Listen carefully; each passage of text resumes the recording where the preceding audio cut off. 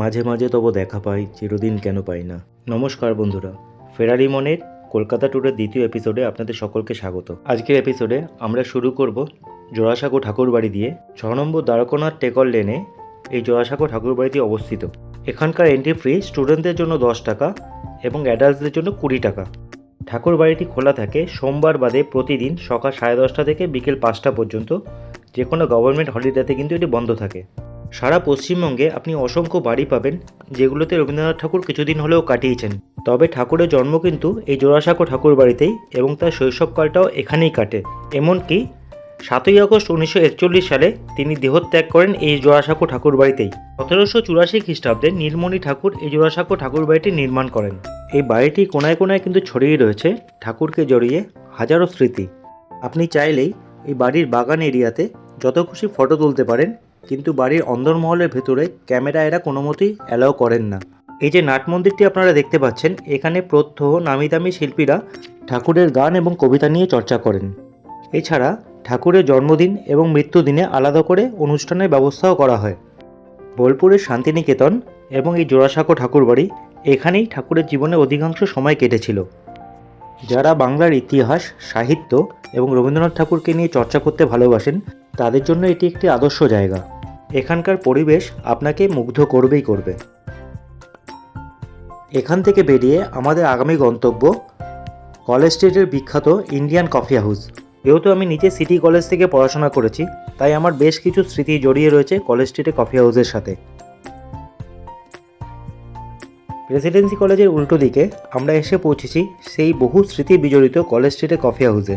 উত্তর কলকাতায় বড় হওয়া এবং পড়াশোনার সুবাদে এই কফি হাউসের সঙ্গে জড়িয়ে আছে জীবনের অনেক স্মৃতি। ইন্ডিয়ান কফি হাউস এই নামকরণটি হওয়ার আগে এর নাম ছিল অ্যালবার্ট হল। আপনি যখনই এখানে আসুন না কেন, গরম কফির কাপে চুমুক দেওয়া সব বয়সী লোক আপনার চোখে পড়বে। কফির কাপটা হাতে পাওয়ার পর একটু নস্টালজিক হয়ে পড়েছিলাম অবশ্যই।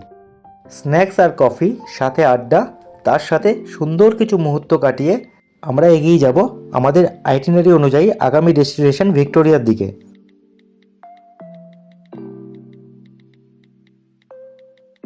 আমরা এসে পৌঁছেছি ভিক্টোরিয়া মেমোরিয়ালে।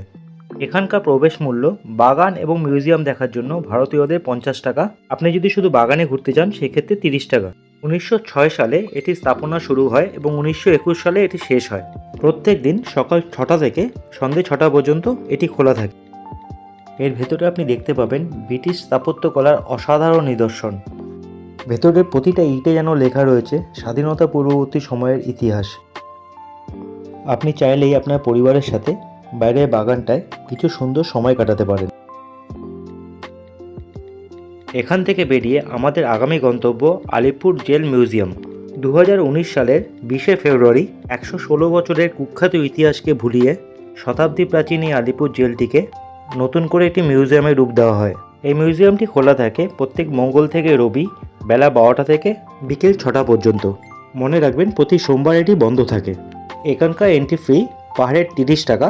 3 বছরের নিচে শিশুদের কোনো টিকিট লাগে না। এছাড়া এখানে পার্কিংয়ে বাইকের জন্য প্রত্যেক ঘন্টায় 5 টাকা এবং 4 চাকার জন্য ঘন্টায় 10 টাকা ধার্য করা হয়েছে। এর ভেতরে ঢুকলে আপনি যেন টাইম মেশিনে চড়ে পৌঁছে যাবেন স্বাধীনতার পূর্ববর্তী দিনগুলোতে। পরাধীন ভারতবর্ষে এই জেলে বন্দী ছিলেন অরবিন্দ ঘোষ, চারুচন্দ্র বসু, সুভাষচন্দ্র বোস, কুমার স্বামী কামরাজ, বিধানচন্দ্র রায়, চারু মজুমদার, প্রমোদ রঞ্জন চৌধুরী, দীনেশ গুপ্ত ছাড়া আরও বহু স্বাধীনতা সংগ্রামী। স্বাধীনতা সংগ্রামীদের কষ্টের ইতিহাস যেন এই জেলের প্রতি কটা কোণায় ছড়িয়ে ছিটিয়ে রয়েছে।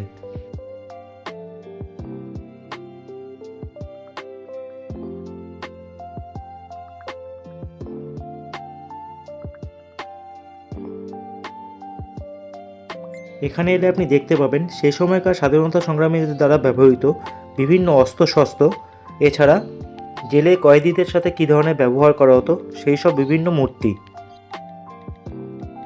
আমার ব্যক্তিগত অভিজ্ঞতা শেয়ার করছি। এখানে ঘুরতে ঘুরতে মনটা যেন কেমন ভারাক্রান্ত হয়ে উঠেছিল। বারবার মনে আসছিল কিছু মানুষ আমাদের এই স্বাধীনতার জন্য কতটা কষ্ট করেছিলেন।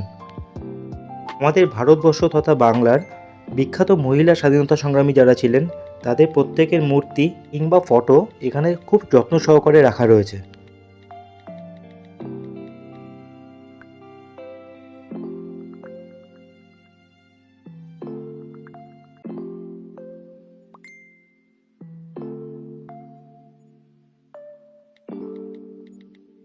এখন যেটি দেখতে পাচ্ছেন এটা আন্দামানের সেই কুখ্যাত সেলুলার জেলের নকশা।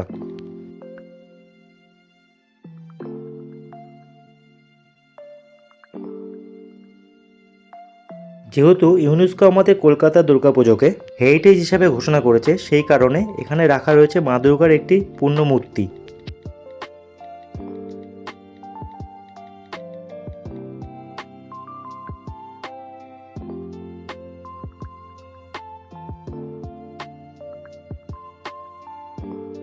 এই জেলে যখনই কোনো বিখ্যাত স্বাধীনতা সংগ্রামী বন্দী ছিলেন, তাদের বন্দি থাকা কারাগারগুলোকে এরকমভাবে ইন্ডিকেট করে দেওয়া রয়েছে। প্রত্যেকটি কক্ষের ভেতরে তাদের একটি আবক্ষ মূর্তিও স্থাপন করা রয়েছে।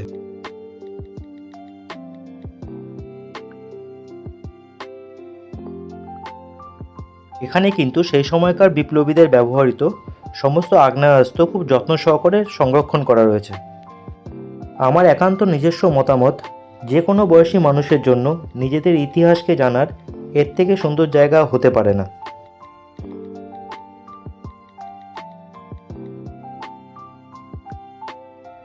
এবারে আমরা যাব এই জেলের সবচেয়ে নৃশংসতম জায়গাটায়। ব্রিটিশ শাসনকালে যে কটা জেলে ফাঁসি হতো তাদের মধ্যে এই জেলটি কিন্তু অন্যতম। এখন যেটি আপনারা দেখছেন এটি সেই কুখ্যাত ফাঁসি মঞ্চ। উল্টো দিকের এই ঘরটাতেই রাখা হতো ফাঁসির সাজাপ্রাপ্ত কয়েদিদের, এবং যখন কাউকে ফাঁসি দেওয়া হতো প্রত্যেককে বাধ্য করা হতো সেই ফাঁসিটা দেখার জন্য।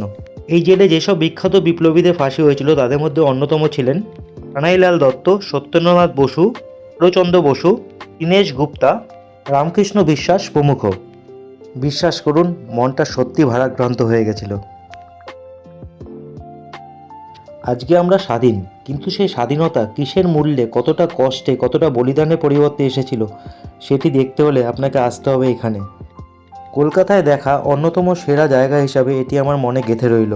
আপনাদেরও অনুরোধ করব সপরিবারে এখানে এসে একবার ঘুরে যান। এখান থেকে বেরিয়ে আমাদের আগামী গন্তব্য ন্যাশনাল লাইব্রেরি কলকাতা। 1836 সালে ক্যালকাটা পাবলিক লাইব্রেরি নামে এটি প্রথম স্থাপনা করা হয়। পরবর্তীকালে এর নামকরণ পাল্টে হয় ন্যাশনাল লাইব্রেরি। এটি ভারতের বৃহত্তম গ্রন্থাগার তথা দেশের সরকারি দলিলের রক্ষণাগার। আমাদের এই জাতীয় গ্রন্থাগার খোলা থাকে সোম থেকে শুক্র সকাল 8টা থেকে রাত্রি 8টা, শনি ও রবিবার সকাল 9:30 থেকে বিকেল 6টা পর্যন্ত। সম্পূর্ণ ক্যাম্পাসটি অত্যন্ত সাজানো গোছানো এবং খুব সুন্দরভাবে মেনটেন করা হয়েছে। ব্রিটিশ জমানায় এখানে ভারতীয়দের প্রবেশাধিকার ছিল না। 1953 সালের 1 ফেব্রুয়ারি থেকে তৎকালীন কেন্দ্রীয় শিক্ষামন্ত্রী শ্রী মৌলানা আবুল কালাম আজাদ এটিকে সর্বসাধারণের জন্য উন্মুক্ত করে দেন। আজ তবে এটুকুই থাক। ভিডিওটি শেষ পর্যন্ত সঙ্গে থাকার জন্য ধন্যবাদ। ভালো থাকবেন, সুস্থ থাকবেন, দেখা হবে অন্য একটি এপিসোডে।